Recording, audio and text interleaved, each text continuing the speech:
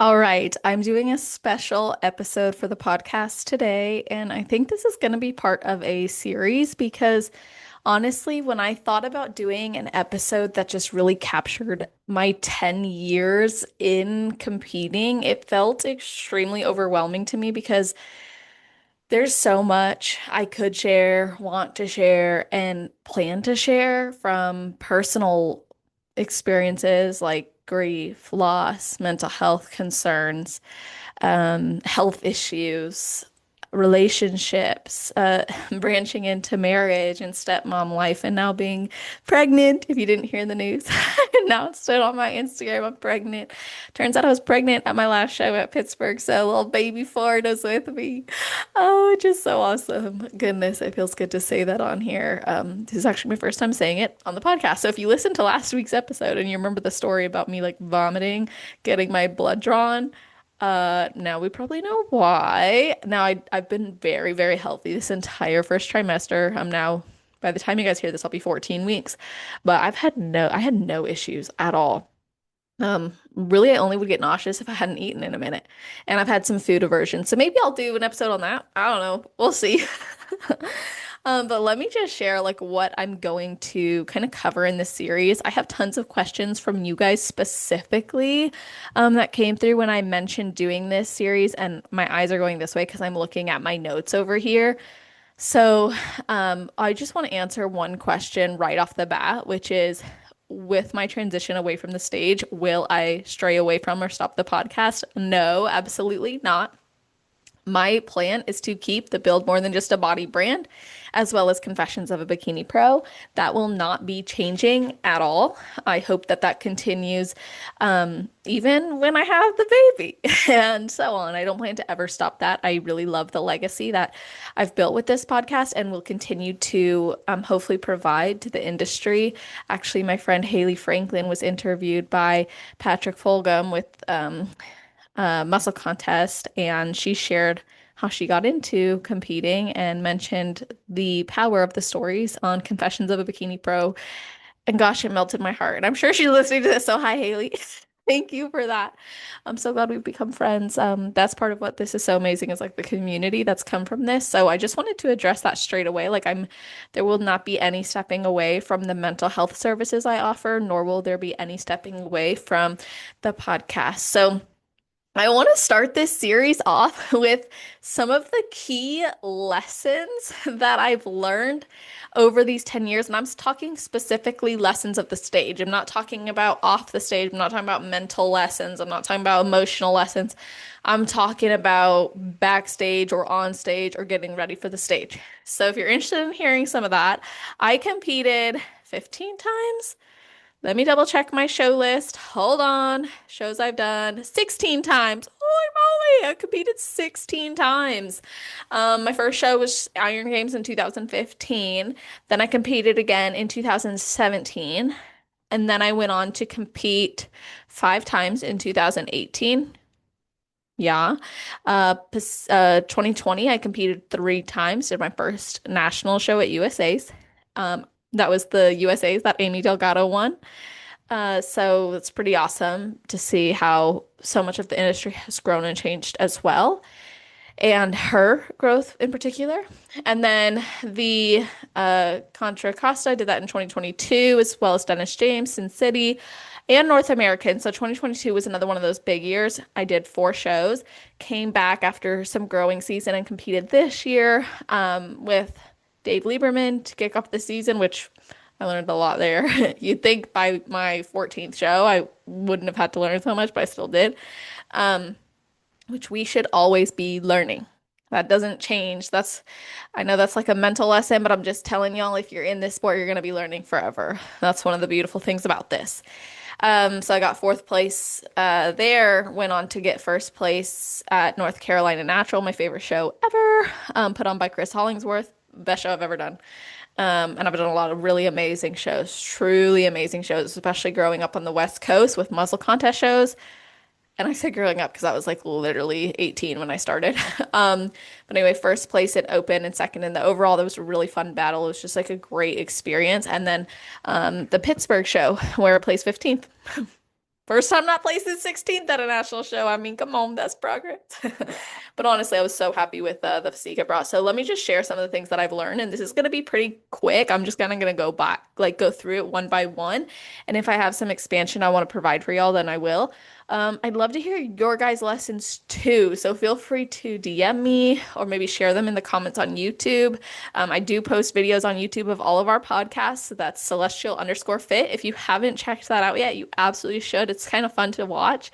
But I know a lot of y'all like to listen to the podcast as well. So I still try to use like my um, like verbal encouragers because when I do a video, I understand some of my nonverbal cues may not be obviously seen and therefore not heard, right? Because they're nonverbal on a podcast, audio only. So I do try to still be mindful of that when I'm filming the podcast. So, anyway, lessons of the stage. Let's get into it.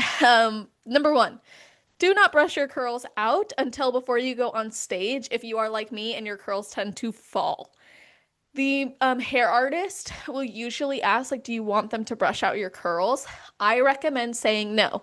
Now, don't forget to brush them out. I have done that. I've also laid on them backstage and didn't brush them after, and that was a mistake. So, um, I would say don't brush your curls out until you're about to go on stage or like as you're kind of getting comfortable backstage before you pump up and after you pump up again, especially if you want that loose look.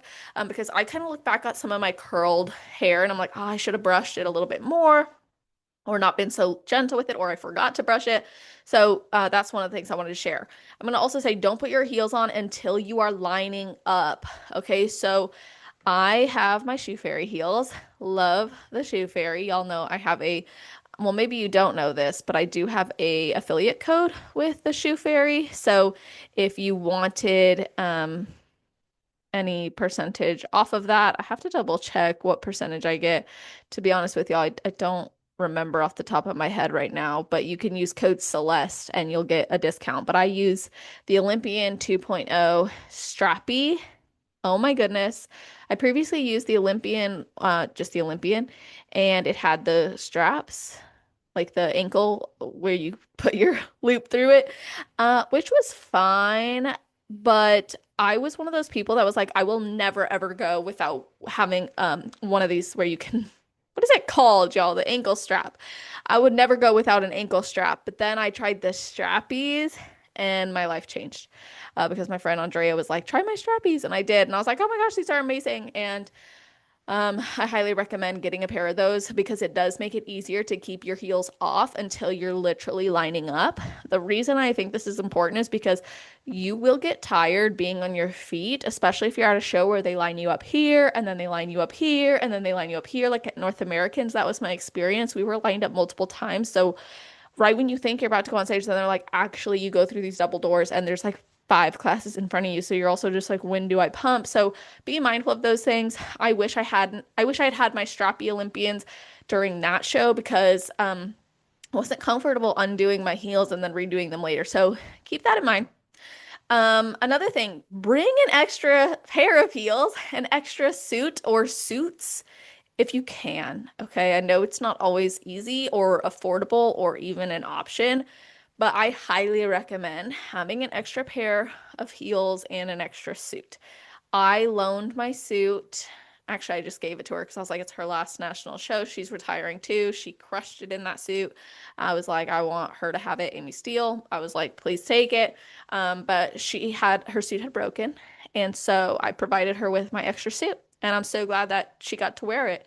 And I'm so glad that I had it. And I think it's important that you not only have it for yourself, but other people. I know sometimes it's uncomfortable maybe to think about, well, I got to think about other people that you really should be. I really encourage you when you're backstage, be kind to others, care for other people backstage. And when the opportunity arises to help someone, help them. If you hear someone saying, oh my gosh, I don't have this, or I really need this, and maybe you're not part of their group, or maybe you don't know them, offer to help. I think it's really important. And be mindful of other people around you. Like, be mindful of where your bag is, be mindful of where you're laying down, be mindful of when you get up, be mindful, especially if you're wearing headphones. Like, are you paying attention to where people are? Because the last thing you want is to be drinking your water, not paying attention, and you spill it on someone. Like, that wouldn't be nice if it happened to you. So, those are some of my encouragers as well.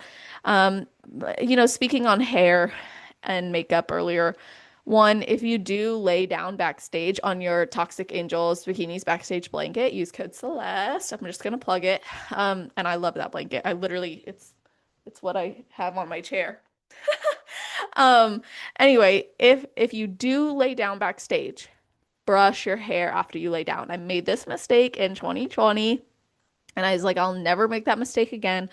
Brush your hair or make sure you have a curling iron, especially if, again, your hair falls. So don't brush your curls till before you want, and also if you lay on them, brush your hair.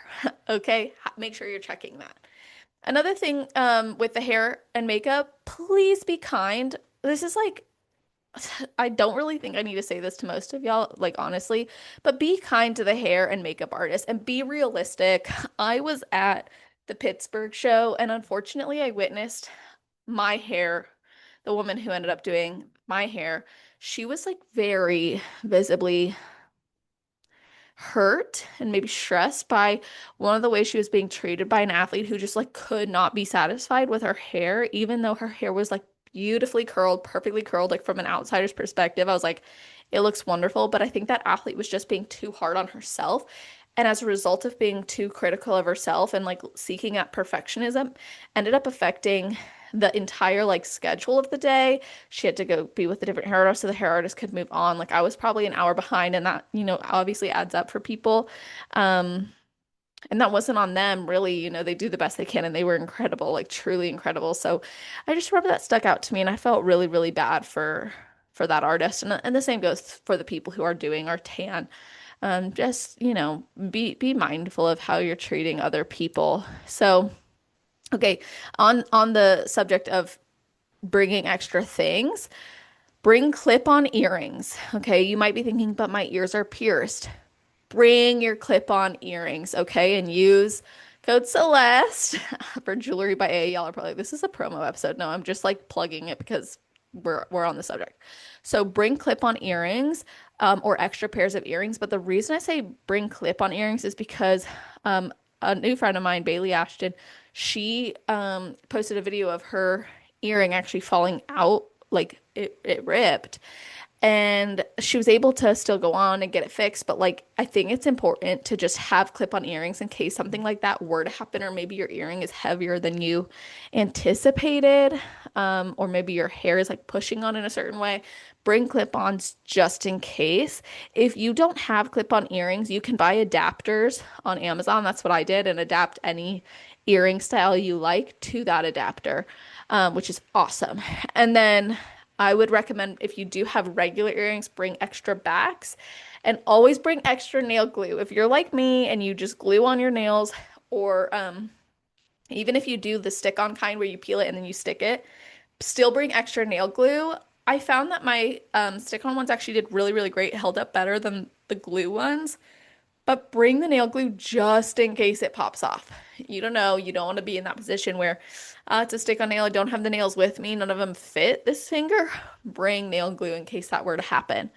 So, when it comes to tanning, and sorry if I'm jumping around, you guys, but when it comes to tanning, if you are worried about um your like the smell, like your underarm, or maybe like sweat stink or anything like that, use the Protan Odor Defender.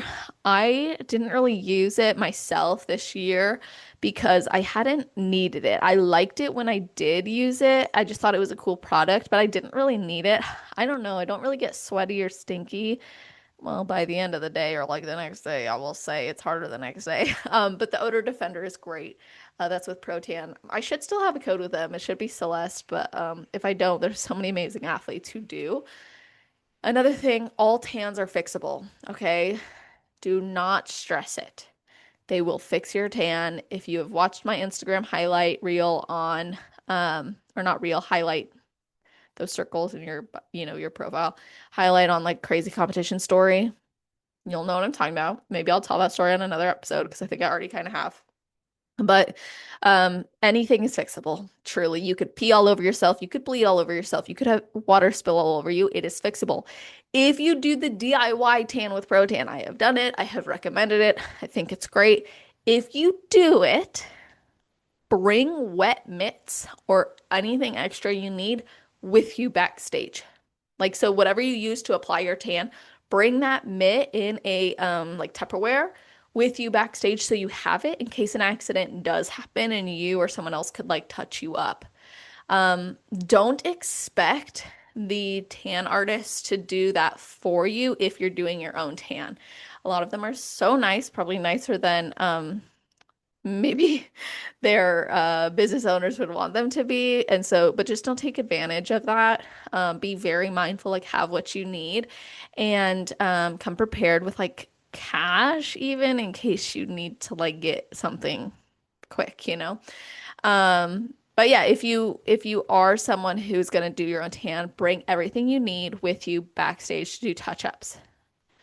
Um, if you are someone like me who absorbs the bikini glaze really, really quickly and easily, and you end up going on stage like you don't feel like you look very glazed, you could try to ask the people glazing, like, how is it sitting in my skin? Like, can they check it again to make sure you're still glazed? If not, you may have to ask them to use the bodybuilder glaze. I learned this year that is different. So, I had to use that at my second show, and I'm glad that I did because if you compare that to my Pittsburgh show look, I was more glazed at North Carolina. So, another thing, if you're worried, like when it comes to stank, if you're worried about your breath, or you like having like a fresh mouth, you like to feel fresh, make sure you have like toothpicks, especially if you're going to be eating anything seasoned or any rice cakes or anything that could get stuck in your teeth. Bring toothpicks, and also they have like spongy mouthwashes you can just put in water and swish, or like those mouth strips, or mouthwash obviously is fine, just spit it out. I think that's sometimes nice to feel fresh. And of course, drink your water. Don't let your mouth get dry. Drink your water, stay hydrated. If your coach is still telling you to deplete water, I mean, that's between you and your coach. I just don't know why that's still a thing. I'm sure there's reasons for it, but get salty and stay hydrated. So put salt. If your coach tells you to eat the salt, is what I'm saying. Don't be afraid to eat the salt. Don't be afraid to drink the water if your coach is telling you to do that. My this year, I feel like I finally nailed my pump up routine. Of course, my final year. But because I was just like so much more intentional about it. Anyway, like I would do a Reese's cup, lick it, so it got wet and smother it in salt. I mean, smother it in salt and then drink a lot of water. And I would try not to chug it because I didn't want to like have to pee or get this full stomach feeling or look and lose core control. But drink a lot of water and oh my gosh, like muscle fullness. And then I would pump. And I actually pumped a lot harder this year than any year prior, and it had a much better result. If you look at my Dave Lieberman pump compared to my North Carolina, so my natural Ohio pump compared to my natural Carolina compared to my natural Pittsburgh, very different looks. So the first one, I did not pump with heavy enough bands. Okay, like I had been training hard in the gym and I'd get these great pumps, but then I didn't bring heavy bands, so I wasn't as pumped. And we didn't get to pump as much backstage, but that happened at Pittsburgh too, and my pump was still much better at Pittsburgh, which North Carolina pump was awesome. Like I had some separation, some more clearly full muscle bellies. At one point, you could even see a little bit of my vascularity. I know in bikini they're not going for it, but let's be honest, with the level of conditioning that they're requiring of us, if you have vascularity, it's going to show at that level of conditioning. That's for another day for me to get into all the thoughts on that, but just saying. So, yeah, I would say the North Carolina show was my best pump, and I applied that technique. So I had way heavier bands and I pumped up like I did like a workout practically. Not like sweating or out of breath, but like I wanted to make sure it was hard. And I actually pumped up my legs, which like previous people I had worked with had said like don't pump your legs, but I feel like all the women I saw pumping their legs like always looked better. So I started doing that this year. Much better look. Um, and I practiced that prior. Like do test pumps, honestly. My coach actually had me do a test pump in the morning of the show. I would recommend doing test pumps even if you can, like in peak week, like pay attention to when you get the most pumped and try to like match that with the meals you're gonna be having. Lastly, the Pittsburgh show. I knew my pump up routine worked really well at North Carolina because I was very pumped. My upper body and my lower body, but especially like you could see it more in my upper because my legs still needed to come in more, to be honest. Like I still need just a little bit more tightness, like tad bit, which we did end up achieving in that short period of time. But anyway, I was able to pump a lot and I looked pumped on stage, but then it helped me because when I went to Pittsburgh, I used that same pump up routine, but I was just a little bit more mindful of the timing of it because it's a bigger show. And then we were backstage, and well, the whole thing's backstage, but where we were lined up, you couldn't bring your bands to that line. So until they told me I had to get rid of my band, I had it with me, and then I just dropped it there. And then what I did to stay pumped is I like flex my biceps and then would do like these lateral raises, like 90-degree lateral raises while I'm completely flexed. So I kind of just used my own muscles, like my own body to try to maintain the pump, which worked so great this year. Let me tell you, if you are like, oh my gosh, I can't stay pumped, squeeze that upper body, flex your lats or flex your shoulders, like really try to get that pump going. Extend your arms, like do it as though you were doing the movements, but like in a flex position. I hope that makes sense, but that really made a difference for me. So, I think I covered everything when it comes to pumps. Let me just double check here. Yup. Okay. So let's talk about like going to the bathroom. Like I said, everything's fixable, but go to the bathroom like a normal person. If you're using a pee funnel, take your bottoms all the way off. All the way. Do not do what I did and have them around your ankles and try. Do not do that. Do not do that. Go watch that highlight I told you. You will see. Um, and try to um well, I guess I'll talk about other things when it comes to like potentially getting wet. It's so random. Have an umbrella in your car or like a mini umbrella in your bag if you're gonna be somewhere that it could rain. Okay, it rained at my Ohio show, it rained at my North Carolina show. I don't think it rained at Pittsburgh. I remember being like really hot and sweaty like the day of the show.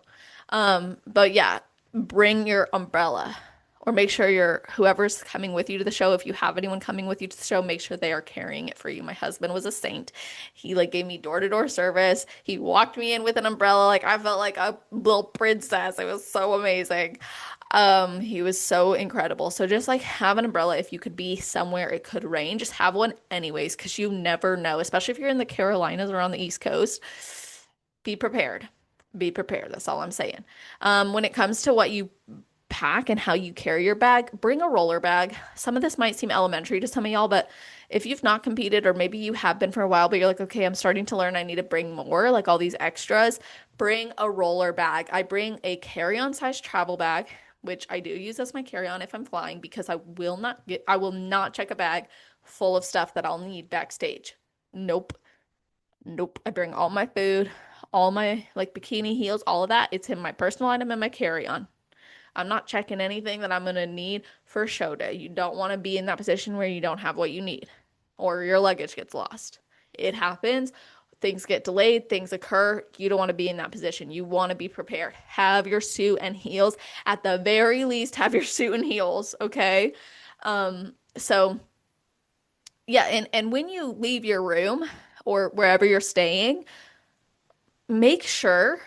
So if you're not bringing a bag or you don't have a bag to bring, which I don't know why you wouldn't, uh, okay, yes, you should have your backstage blanket. Yes, you should have all your extras. Yes to everything I've already said. But wherever you are, whatever you do, just make sure you have your heels and your number. Already have your suit on. Put your robe or put your cover up or put whatever you wear over that. But make sure you have eyes on your number or your numbers on your hip when you leave that hotel room. You do not want to be the one on stage. And I'm sorry if you've been this person. I'm not calling you out because I know things happen. I've come very close to losing my button before. Thankfully, I haven't, but I've been close. And you don't want to be the person with the paper button, the little piece of paper on your hip. You don't want to be that person. It's harder for them to see. It's not great aesthetically, and if you're gonna, purchase an incredible video or photos from Gilco or any of the stage photographers, you really don't want to be in that position. So just check for those things. Um, when you're backstage,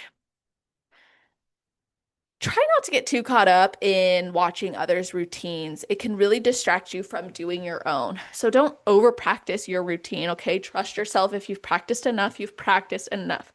If you can close your eyes and see it as if you're in it, great. Don't stress. Like this year, I barely practiced on stage. The only time I was doing my routine backstage was to send it to Angeline, my posing coach, or to send it to Adam Atkinson, my actual physique coach. That is the only times I was doing my routine. No other time was I doing my routine backstage because I knew it. And I've made the mistake in the past of over practicing where you just start kind of getting in your head, maybe overthinking things. You kind of fatigue, so you might not be as fully ready for the stage. And this was my biggest mistake. I remember one year I was watching the girls on stage in front of me, and I like ended up doing the girl before me's routine, and I was like, what did I just do? I like totally messed mine up. It was probably not obvious, but it felt wrong to me because I was like, all that work, and I just got distracted and did that. So focus on what you need to focus on. And here is my last, and I'm sure I'm gonna like finish recording this, be like, oh, I should have said this and this and this and this. And if that is the case, maybe I'll include it. But here's my last piece of advice. Treat every single moment on stage like it could be your last moment on stage.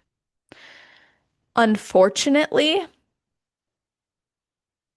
not every athlete gets to choose when they retire. Things can come up from injuries to health problems to personal issues to financial concerns. Things can happen that keep you from getting on stage again or for a very long time. It's also possible that you will get on stage in the morning. They will not tell you that you are only going on stage at finals if you're top five. You will spend, I almost said waste. It did feel like a waste to me. You will spend your entire day waiting to get on stage again. You will go backstage.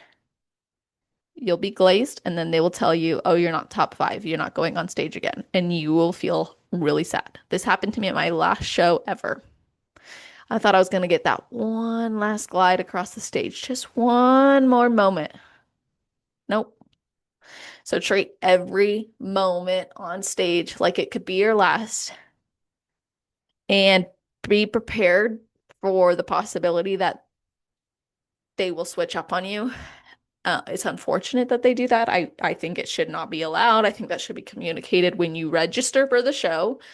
Again, some of these things are for another podcast, but treat every moment on stage like it could be your last because it very well could be. It very well could be. You could be like, I'm gonna keep competing all season, and then, like for me, I knew that was my last show.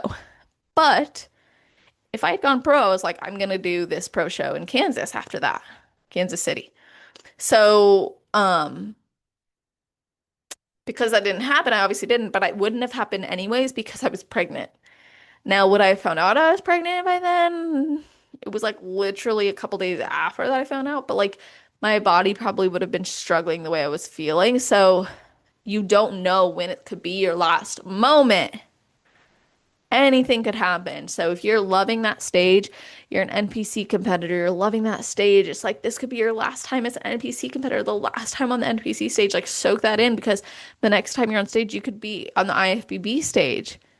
completely different setting, completely different people, like different standard, different um expectations. But if you're an IFBB, this could be your last time on stage ever. Or maybe your last time on stage that's not an Olympia stage, because some Olympians they win the Olympia and they only compete at the Olympia. So what if that was true for you? You know? So really consider like as an NPC competitor, what if this is my last shot, my last time? And consider that no matter what level you're on. We really get to do something amazing every time we step on that stage, and I hope we can be present enough to experience it. I don't think I have anything else to say on all this. I just hope you guys found this episode to be insightful and helpful. If you have anything else you'd want to add to it, definitely comment in the YouTube comments. Share this with a new competitor, someone thinking about competing or getting ready to do their first show so that they can be prepared, or share this with your clients if you're like, yep, you should really be doing these things. Awesome. Really appreciate when you guys share it. It goes a long way for the podcast. And as always, I hope you guys have an amazing rest of your day, night, or morning, wherever you are in the world while you're listening to this episode. Just make it awesome.